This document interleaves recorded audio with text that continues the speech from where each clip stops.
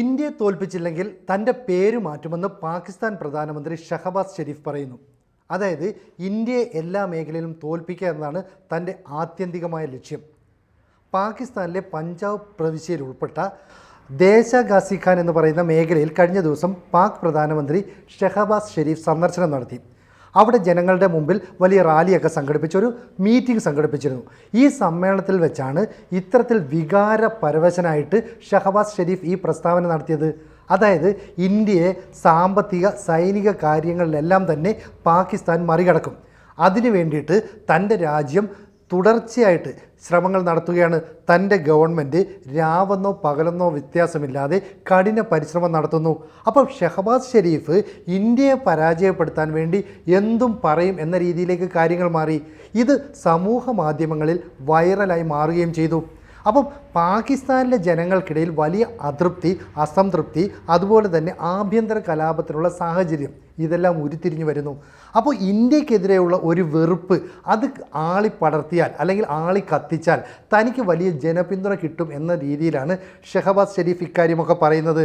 അപ്പോൾ പാകിസ്ഥാൻ ഗവൺമെൻറ് ഇന്ത്യയെ സൈനികപരമായി, സാമ്പത്തികപരമായി, സാംസ്കാരികപരമായി പിന്തള്ളും എന്നുള്ള ഉറപ്പ് പാകിസ്ഥാനിലെ ജനങ്ങൾക്ക് നൽകുകയാണ്.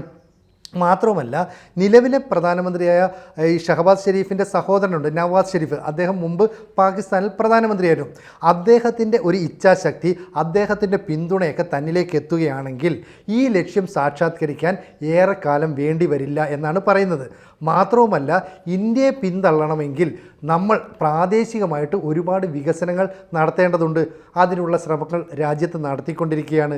അപ്പോൾ കഴിഞ്ഞ കുറേ കാലങ്ങളായിട്ട് വിദേശത്ത് നിന്നുള്ള സാമ്പത്തിക സഹായം ലഭിച്ചതുകൊണ്ടാണ് പാകിസ്ഥാൻ നിലകൊള്ളുന്നത്. ഇനി അങ്ങനെ ആയിരിക്കില്ല. ഇനി ഇന്ത്യയെ വെല്ലുവിളിക്കാൻ കഴിയുന്ന രീതിയിൽ ഞങ്ങൾ ഉയർന്നു വരും. അപ്പം ഈ റാലിയിൽ പങ്കെടുത്തുകൊണ്ട് ഈ ഷഹബാസ് ഷെരീഫ് സംസാരിക്കുന്ന ഒരു ശൈലിയുണ്ട്. അദ്ദേഹം കൈകൾ ഉയർത്തി, മുഷ്ടി ചുരുട്ടി, അതുപോലെ കൈയൊക്കെ ഇങ്ങനെ നെഞ്ചത്തടിച്ചിട്ട് ഈ പോഡിയത്തിൽ ഇങ്ങനെ ഉറച്ചടിച്ചുകൊണ്ട് ഇങ്ങനെ സ്റ്റേജിലൊന്ന് തുള്ളിക്കളിച്ചുകൊണ്ട് തന്നെ പ്രസംഗിക്കുന്നു എന്ന് പറയാം. എന്ന് പറഞ്ഞാൽ തൻ്റെ രാജ്യത്തെ ജനങ്ങളെ മുഴുവൻ ആവേശഭരിതനാക്കാൻ കഴിയുന്ന വിധത്തിലാണ് ഈ ഷഹബാസ് ഷെരീഫ് ഇത്തരത്തിലൊരു പ്രസംഗം നടത്തിയത്. പക്ഷേ സമൂഹ മാധ്യമങ്ങളിൽ ഇത് വൈറലായതോടുകൂടി ഇദ്ദേഹത്തിനെതിരെ വിമർശനങ്ങളും ഉയർന്നു. കാരണം കൃത്യമായ പ്ലാനിംഗ് ഒന്നുമില്ലാതെ ഇന്ത്യയെ പരാജയപ്പെടുത്തും, അങ്ങനെ പരാജയപ്പെടുത്തിയില്ലെങ്കിൽ താൻ പേര് മാറ്റിക്കളയുമെന്നൊക്കെ വെല്ലുവിളി നടത്തുന്നത് വെറുതെ മണ്ടത്തരം പറയലാണ്. അതൊന്നും ചെയ്യാൻ ഷഹബാസ് ഷെരീഫിന് കഴിയില്ല. നിലവിൽ പാകിസ്ഥാനിലുണ്ടാകുന്ന ആഭ്യന്തര കലാപം പോലും അടിച്ചമർത്താൻ കഴിയുന്നില്ല എന്നൊരു ആരോപണവും നിലനിൽക്കുന്നുണ്ട്. ഇപ്പം ഈ പ്രസംഗത്തിന് ഏതാനും ദിവസം മുമ്പ് ഷഹബാസ് ഷെരീഫ് തന്നെ പറഞ്ഞു, ഡൽഹി ഇടപെട്ടിട്ട് പാകിസ്ഥാനുമായിട്ടുള്ള പ്രശ്നങ്ങളൊക്കെ പരിഹരിക്കണം, രമ്യതയിൽ പോകണമെന്ന് പറഞ്ഞു. അപ്പോൾ ഇന്ത്യൻ എംബസി കൃത്യമായിട്ട് നിലപാട് സ്വീകരിച്ചു. പാകിസ്ഥാനിലുള്ള തീവ്രവാദത്തെ അവർ പൂർണ്ണമായും തുടച്ചു മാറ്റട്ടെ, അതിനുശേഷം നമുക്ക് ചർച്ചകൾ നടത്താം. ഇത് പറഞ്ഞ് ഒരാഴ്ച തികയുന്നതിന് മുമ്പാണ് ഈ പഞ്ചാബ് പ്രവിശ്യയിൽ പോയിട്ട് ഞാൻ ഇന്ത്യയെ പരാജയപ്പെടുത്തിയില്ല എങ്കിൽ എൻ്റെ പേര് മാറ്റും എന്നൊക്കെയുള്ള വെല്ലുവിളി നടത്തുന്നത്. അപ്പോൾ ഇത് എത്രത്തോളം പ്രായോഗികമാണെന്ന് നമുക്ക് നോക്കേണ്ടതാണ്. അപ്പം 1947 ഓഗസ്റ്റ് 15 ഇന്ത്യയും പാകിസ്ഥാനും രൂപം കൊണ്ടത്. ഇപ്പോൾ രൂപം കൊണ്ട് ഇത്രയും നാളിനുള്ളിൽ സൈനിക സാമ്പത്തിക മേഖലകളിലടക്കം ഇന്ത്യ സ്റ്റെപ്പ് ബൈ സ്റ്റെപ്പായിട്ട് വളർച്ച നേടിക്കൊണ്ടിരിക്കുകയാണ്. നമുക്ക് രാജ്യാന്തര തലത്തിൽ ഒരുപാട് ബന്ധങ്ങളുണ്ട്, ഒരുപാട് നല്ല സുഹൃത്തുക്കളുണ്ട്. പക്ഷേ പാകിസ്ഥാൻ്റെ കാര്യമെടുക്ക്, അവർ ഇന്ന് വരെ തിരഞ്ഞെടുക്കപ്പെട്ട ഒരു സർക്കാരിന് അവരുടെ കാലാവധി പൂർത്തീകരിക്കാൻ കഴിഞ്ഞിട്ടില്ല. എപ്പോൾ വേണമെങ്കിലും പട്ടാള അട്ടിമറി സംഭവിക്കാം. അതുപോലെ മതഭരണകൂടത്തിൻ്റെ ഇടപെടൽ എപ്പോഴും ഉണ്ടാകാം. അപ്പോൾ സ്വാഭാവികമായും ആ രാജ്യത്തിന് സാമ്പത്തിക അഭിവൃദ്ധി ഉണ്ടാകുന്നില്ല. ഏതൊക്കെ തരത്തിൽ അഭിവൃദ്ധി ഉണ്ടാകാൻ ശ്രമിക്കുന്നോ അപ്പോഴൊക്കെ പട്ടാള ഭരണകൂടം അവിടുത്തെ സിവിലിയൻ സർക്കാരിനെ അട്ടിമറിക്കുകയും സമ്പത്ത് കൊള്ളയടിക്കുകയും ചെയ്യും. എന്നാൽ ഇന്ത്യ ആയിക്കോട്ടെ കാലാകാലങ്ങളായിട്ട് വലിയ രീതിയിലുള്ള നിക്ഷേപകരെ സ്വീകരിക്കുന്നുണ്ട്. IT മേഖലയിൽ നമുക്ക് വളർച്ചയുണ്ട്. അതുപോലെ തന്നെ ടെക്നോളജിയുടെ കാര്യത്തിൽ മറ്റ് രാജ്യങ്ങളുമായിട്ട് സഹകരിച്ച് നമ്മൾ ഒരുപാട് പ്രൊജക്റ്റുകൾ ചെയ്യുന്നുണ്ട്. വിദ്യാഭ്യാസ മേഖലയിൽ, ആരോഗ്യ മേഖലയിലൊക്കെ നമ്മൾ മെച്ചപ്പെട്ടിട്ടുണ്ട്. നമ്മളുടെ സൈനിക മേഖലയിൽ സ്വന്തമായിട്ട് യുദ്ധവിമാനങ്ങൾ നിർമ്മിക്കുന്ന ഘട്ടത്തിലേക്ക് മാറുന്നു. ഡിഫൻസ് സഹകരണം വിവിധ രാജ്യങ്ങളുമായിട്ടുണ്ടാകുന്നു. എന്നാൽ പാകിസ്ഥാൻ ആയിക്കോട്ടെ ആരോഗ്യ മേഖലയിൽ, വിദ്യാഭ്യാസ മേഖലയിലൊക്കെ തന്നെ പിന്നോക്കം പോവുകയാണുള്ളത്. അപ്പോൾ ഈ രണ്ട് രാജ്യങ്ങളുമായി കമ്പയർ ചെയ്യുമ്പോൾ എന്താണ് ഇന്ത്യക്ക് കിട്ടുന്ന അഡ്വാൻറ്റേജ് എന്ന് ഇപ്പോഴും ഈ ഷഹബാസ് ഷെരീഫിന് മനസ്സിലാകുന്നില്ല എന്ന് നമുക്ക് വ്യക്തമാവുകയാണ്. അപ്പോൾ ഇന്ത്യക്കെതിരെയുള്ള വെറുപ്പ് പ്രകടിപ്പിച്ചാൽ പാകിസ്ഥാനിലെ ജനങ്ങളുടെ പിന്തുണ കിട്ടുമെന്ന ഒരു തെറ്റിദ്ധാരണയിൽ, അല്ലെ ഒരു മൗഢ്യത്തിലാണ് ഇപ്പോഴും പാക് പ്രധാനമന്ത്രി എന്ന് പറയേണ്ടി വരും. ശരിക്കും പറഞ്ഞാൽ ഇപ്പോൾ ഏതാനും ദിവസങ്ങൾക്ക് മുമ്പ് പാകിസ്ഥാനിലെ ഒരു പാർലമെൻറ്റ് അംഗം പാക് നാഷണൽ അസംബ്ലിയിൽ പറഞ്ഞിരുന്നു, അതായത് ഖൈബർ പത്തൂൺഖ മേഖല, ബലൂചിസ്ഥാൻ മേഖല എന്നിവ വേറൊരു രാജ്യമായി വിഭജിച്ച് മാറാൻ പോവുകയാണ്. അതായത് അവിടുത്തെ ജനങ്ങൾ വിമോചന പോരാളികളായി പാകിസ്ഥാൻ ആർമിക്കെതിരെ യുദ്ധം ചെയ്യുന്നു. 1971 എങ്ങനെയാണോ കിഴക്കൻ പാകിസ്ഥാൻ വിഭജിച്ച് ബംഗ്ലാദേശ് എന്നൊരു രാജ്യമുണ്ടായത്, അതിന് സമാനമായ സ്ഥിതി പാകിസ്ഥാനിൽ ഉണ്ടാകുന്നു. ഇത് പറയുന്ന അവിടുത്തെ പാർലമെൻറ്റ് അംഗം തന്നെയാണ്.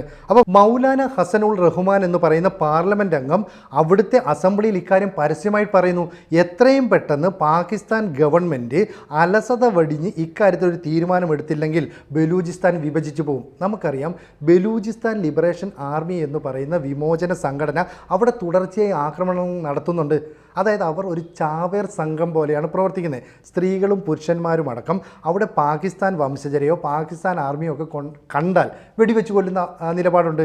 ഗ്വാദർ തുറമുഖം ഉൾപ്പെടെ അവിടെ പുതുതായിട്ട് എയർപോർട്ട് ഉൾപ്പെടെയൊക്കെ വികസിപ്പിച്ച് ചൈന ആധിപത്യം സ്ഥാപിക്കാൻ ശ്രമിക്കുന്നുണ്ട്. ഈ ചൈന ആധിപത്യം സ്ഥാപിക്കാൻ ശ്രമിക്കുന്നത് അവിടെ ഒരു പാക് ചൈനീസ് എക്കണോമിക് കോറിഡോർ സ്ഥാപിക്കാൻ വേണ്ടിയിട്ടാണ്. എന്നാൽ അത്തരം പ്രവർത്തനങ്ങളുമായിട്ട് ആരും ഇങ്ങോട്ട് വരണ്ടെന്നും ബലൂചിസ്ഥാൻ ഒരു സ്വതന്ത്ര രാജ്യമാകാൻ പോവുകയാണെന്നും ഈ ബലൂജികൾ പ്രഖ്യാപിച്ചിട്ടുണ്ട്. ഇവർക്ക് പിന്തുണയുമായിട്ട് ഇപ്പോൾ അഫ്ഗാൻ ഭരണകൂടം എത്തുന്നു. എന്ന് പറഞ്ഞാൽ താലിബാൻ എന്ന് നമ്മൾ നേരത്തെ പറയുന്ന തീവ്രവാദ സംഘടന ഉണ്ടല്ലോ, അവർ ഈ BLAക്ക് പിന്തുണയുമായി എത്തുന്നു. എന്നിട്ട് പാകിസ്ഥാൻ്റെ ആർമി പോസ്റ്റുകൾക്ക് നേരെ തുടർച്ചയായി വെടിവെക്കുന്നു. കഴിഞ്ഞ ദിവസം ഉണ്ടായ വെടിവെപ്പിൽ 1 ഡസനിലധികം പട്ടാളക്കാരാണ് പാകിസ്ഥാനിൽ കൊല്ലപ്പെട്ടത്. അപ്പോൾ ഇതിൻ്റെ വാർത്തകളൊക്കെ പുറത്തേക്ക് വന്നു തുടങ്ങിയതോടുകൂടി പാകിസ്ഥാൻ ഭരണകൂടം വളരെ പെട്ടെന്ന് അവിടെ ഇടപെടുകയും അവിടുത്തെ ഇൻ്റർനെറ്റ് സംവിധാനങ്ങൾ കട്ട് ചെയ്യുകയും ചെയ്തു. അതായത് ഈ സംഭവങ്ങളൊന്നും പുറത്തേക്ക് വരരുത്.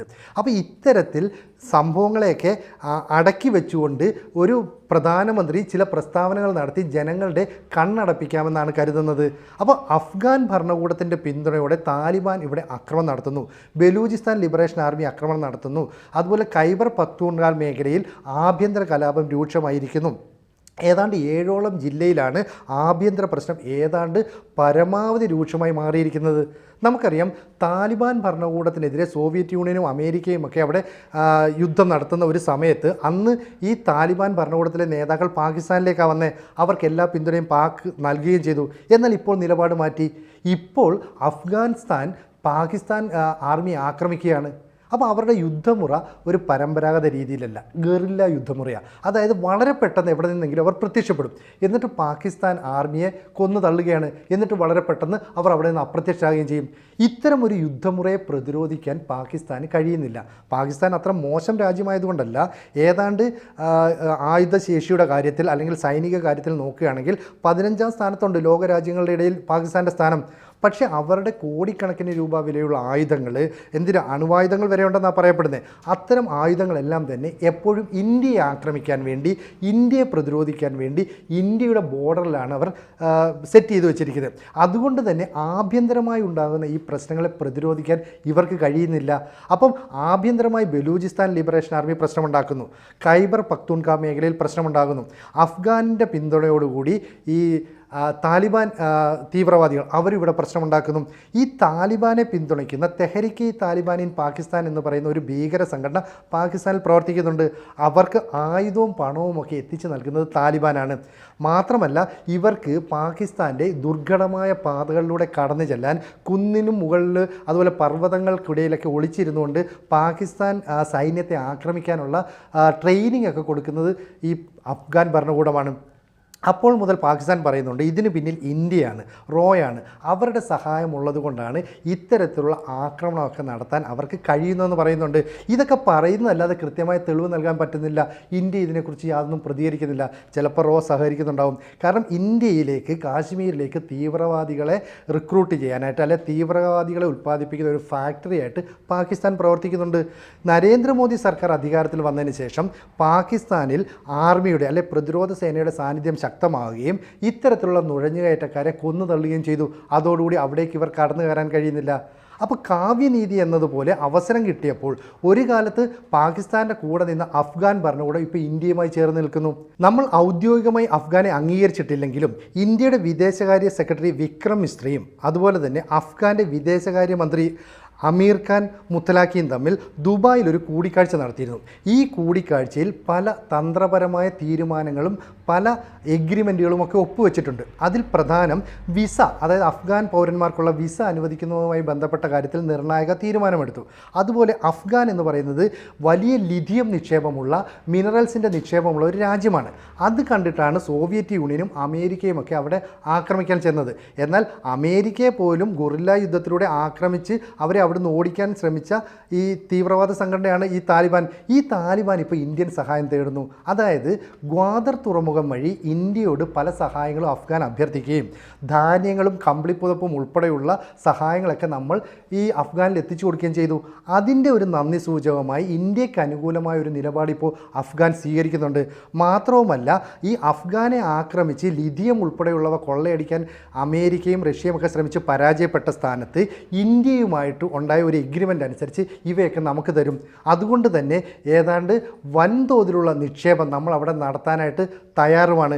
അങ്ങനെ ഔദ്യോഗികമായി തന്നെ ലിഥിയം നമ്മുടെ രാജ്യത്തേക്ക് വരികയും നമ്മുടെ നിക്ഷേപം, നമ്മുടെ കമ്പനികളൊക്കെ അവിടെ വൻതോതിൽ നിക്ഷേപം ഇറക്കാൻ സഹായിക്കുകയും ചെയ്തു.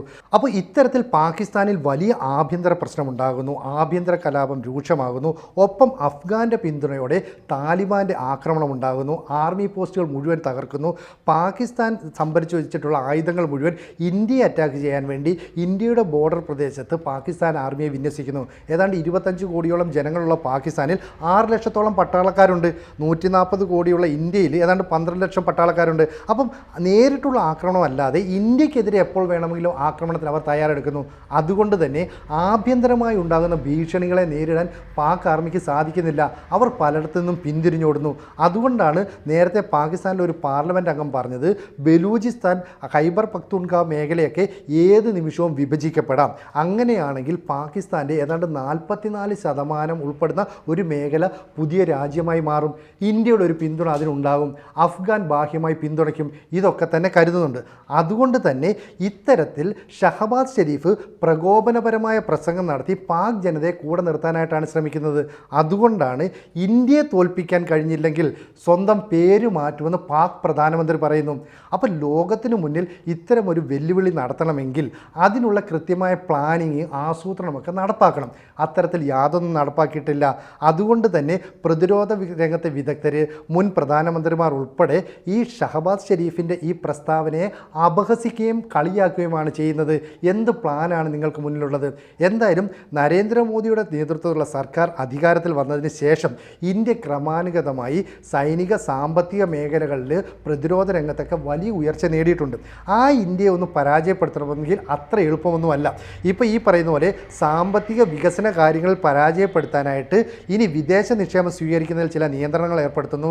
മറ്റ് ചൈനയെ അമിതമായി ആശ്രയിക്കുന്നതിന് കുറച്ച് നിയന്ത്രണം ഏർപ്പെടുത്തുന്നു. അമേരിക്കൻ സഹായം കിട്ടിയില്ലെങ്കിലും ഞങ്ങൾ സ്വന്തമായി നിലകൊള്ളുമെന്ന ഒരു പ്രസ്താവന ഇറക്കുന്നു. ഇങ്ങനെയൊക്കെ പറഞ്ഞ് സൈന്യത്തെ ഒന്ന് ഉത്തേജിപ്പിക്കാൻ, പാക് ജനതയെ കൂടെ നിർത്താനുള്ള ഒരു വ്യഥാശ്രമമാണ് ഈ ഷഹബാസ് ഷെരീഫ് നടത്തുന്നതെന്നാണ് പൊതുവെയുള്ള ആക്ഷേപം. എന്തായാലും സ്വന്തം പേര് മാറ്റും രാജ്യത്തെ ഇന്ത്യക്ക് മുകളിലേക്ക് എത്തിച്ചില്ലെങ്കിൽ എന്നാണ് പാക് പ്രധാനമന്ത്രി പറഞ്ഞിരിക്കുന്നത്. അപ്പോൾ പാകിസ്ഥാൻ പ്രധാനമന്ത്രി സ്വന്തം പേര് മാറ്റുമോ അതോ ഇന്ത്യയെ പരാജയപ്പെടുത്തുമോ എന്നുള്ളതൊക്കെ കാത്തിരുന്ന് കാണേണ്ട കാര്യമാണ്. കൂടുതൽ വാർത്തകളും വിശേഷങ്ങളും നിങ്ങളിലേക്ക് എത്താൻ ABC മലയാളം സബ്സ്ക്രൈബ് ചെയ്യുക, ബെൽ ബട്ടണും അമർത്തുക.